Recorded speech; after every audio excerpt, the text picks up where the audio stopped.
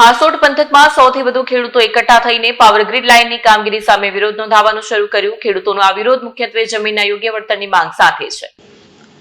હાસોટ પંથકમાં સૌથી વધુ ખેડૂતો એકઠા થઈને પાવર ગ્રીડ લાઇનની કામગીરી સામે વિરોધ નોંધાવ્યો છે। ખેડૂતોનો આ વિરોધ મુખ્યત્વે જમીનના યોગ્ય વળતરની માંગ સાથે સંબંધિત છે। ખેડૂતોએ આમાં આક્ષેપ કર્યો છે કે સરકાર યુસીસી કાયદો લાવી લોકોના સમાન હકોની વાત કરે છે તો તે ખેડૂતોને યોગ્ય વળતર કેમ નહીં આપે। આંદોલન દરમિયાન ખેડૂતોના સમૂહે પાવર ગ્રીડ લાઇનની કામગીરીને અવરોધિત કરી અને તેના વિરોધ પ્રદર્શન કર્યું। વિરુદ્ધના એના માટે ઉઠી હતી કે કૃષિ જમીનનો ઉપયોગ પાવર ગ્રીડ પ્રોજેક્ટ માટે થાય છે, પરંતુ ખેડૂતોને તેમની જમીનની યોગ્ય કિંમતિક વળતર આપવામાં નથી આવી રહી। આ વિરોધનો અણસાર પદાધિકારીઓ અને પોલીસને લાગતા અને પોલીસ કાફલો દોડી આવ્યો। જો કે ઘરની મૌલિક જરૂરિયાતો અંગે ખેડૂતોની ફરિયાદ હજુ સુધી સુલઝાવવામાં આવી નથી। ખેડૂતોએ જણાવ્યું કે જ્યારે સરકાર સમાન ન્યાય માટે કાનૂની દાવાઓ કરે છે ત્યારે ખેડૂતોના હક માટે આટલી બેદરકારી કેમ? તેમનો દાવો છે કે આ પ્રકારના વિકાસ કાર્યોથી તેમની રોજગારી અને જીવનશૈલી પર વ્યાપક અસરો પડે છે, જે યોગ્ય વળતર વગર માન્ય નથી। આખરે આ આંદોલનને લઈને પોલીસ સ્થિતિ પર નજર રાખી રહી છે, પરંતુ હજુ સુધી કોઈ ચોક્કસ નિર્ણય આવ્યો નથી।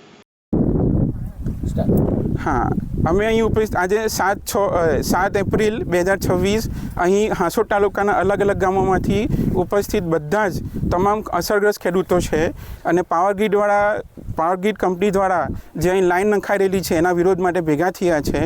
અમને એવું કહેવામાં આવ્યું છે અને સતત કલેક્ટર ઓફિસેથી સરકાર તરફથી બધાને એવું કહેવામાં આવે છે કે આ રાષ્ટ્રીય હિતનો પ્રોજેક્ટ છે, પબ્લિક ઇન્ટરેસ્ટનો પ્રોજેક્ટ છે, તો એને રોકી ના શકાય। અમે વિકાસના કે આ લાઇનના વિરોધી નથી, અમે એનો વિરોધ નથી કરી રહ્યા। અમારો મૂળ પ્રશ્ન એ છે કે અમને વળતર નથી આપી રહ્યા। વળતર આપે છે તો એવું આપે છે કે જાણે પાણીના ભાવે જમીન લેવી છે એ લોકોને, અને રાષ્ટ્રીય હિત જો ખેડૂતને લાગુ પડતો હોય તો અન્ય કંપની જે એ લોકોને સપ્લાય કરે છે, જેમ ખેડૂત એ લોકોને જમીન આપે છે તેમ અન્ય કંપની એ લોકોને બધું મટીરિયલ આપે છે, તો એ મટીરિયલ એ લોકો માર્કેટ ભાવથી આપે છે અને ખેડૂત પાસેથી જ જમીન એ લોકોને સસ્તી જોઈએ છે। મૂળ પ્રશ્ન એ છે કે જ્યાં જમીન જ નહીં હોય તો એ ટાવર ઊભો નથી થવાનો। એટલે બેઝિક વસ્તુ જમીન છે, જમીન હશે તો જ ટાવર ઊભો થશે, નહીં તો ટાવર ઊભો નહીં થઈ શકે। અને અત્યારે કોઈ પણ જગ્યાએ રૂરલ ગમે તેવા અંતરિયાળ વિસ્તારમાં પણ જાઓ તો ત્યાં લગભગ 25 થી 30 લાખે વીંગું વેચાય છે। અને આનાથી માનો સ્ટેટ લેવલ પર આપણે સ્ટેટ હાઈવે પર જઈએ છીએ કે આપણે અંદર ગામડાના રોડ પર જઈએ છીએ, ત્યાં બી 50 થી 60 લાખ રૂપિયા વીંગાના અત્યારે બજાર ભાવ ચાલી રહેલા છે।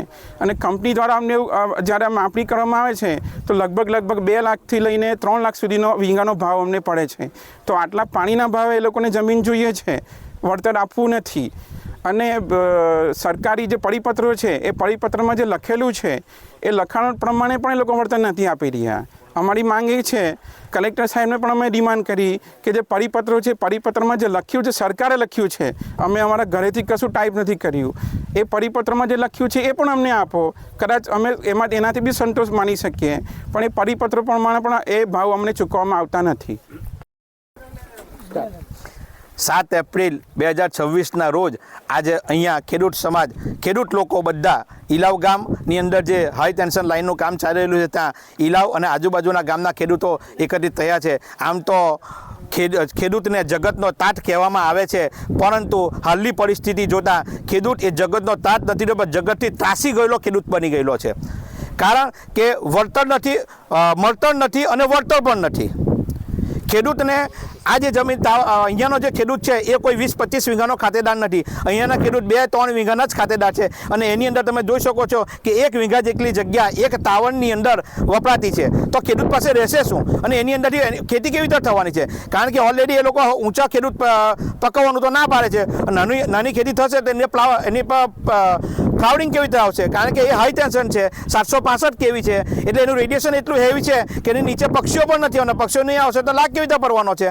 જેથી આ જે જમીન છે એ સંપાદન એ લોકોએ કરી છે, અને એટલે અમારી માંગ એ છે કે એગ્રીકલ્ચરની જમીન છે આ, બરાબર છે, એ એગ્રીકલ્ચરની જમીનની અંદર આ લોકો આવક આધારિત એક ટાવર ઊભો કરે છે। તો અમારી માંગ છે કે ગુજરાતની અંદર આ લોકો સમાન સિવિલ કોડ જેવો એક કોડ દાખલ કરતા હોય છે તો પછી આખા ગુજરાતની અંદર સમાન વળતર મળવું જોઈએ। નવસારીની અંદર જો આ જ ટેન્શન આ લાઇનનો વાણિજ્ય જંતીથી વળતર ચૂકવવામાં આવતું હોય તો આ ભરૂચ જિલ્લાની અંદર કેમ નહીં? અરે ભરૂચ જિલ્લા શું ઓલ ગુજરાતની અંદર વાણિજ્ય જંતી પ્રમાણે બધાને મળવું જોઈએ, કારણ કે એક સમાન કોડ તમે દાખલ કરતા હોય સરકારશ્રી, તો આ સરકારશ્રીનો મારો અનુરોધ છે કે તમે યુજીસી જેવો સમાન સિવિલ કોડ દાખલ કરતા હોય તો વળતર માટે એક સમાન રાખો, અને તમે જમીન સંપાદન કરો છો 35 વર્ષ માટે, તો પછી આ અમને એનો માસિક ભાડું, અને સરકારની અંદર પ્રાવધાન પણ છે કે તમે એને માસિક ભાડું ચૂકવી શકો છો, તો તે પ્રમાણે માસિક ભાડું ચૂકવો. તો અમારે આ સરકાર ખેડૂત વતી સરકારને માન્ય કલેક્ટરશ્રીને પણ એ છે કે તમારી DLVC કરેલ અમને માન્ય નથી, તો આ DLVCમાં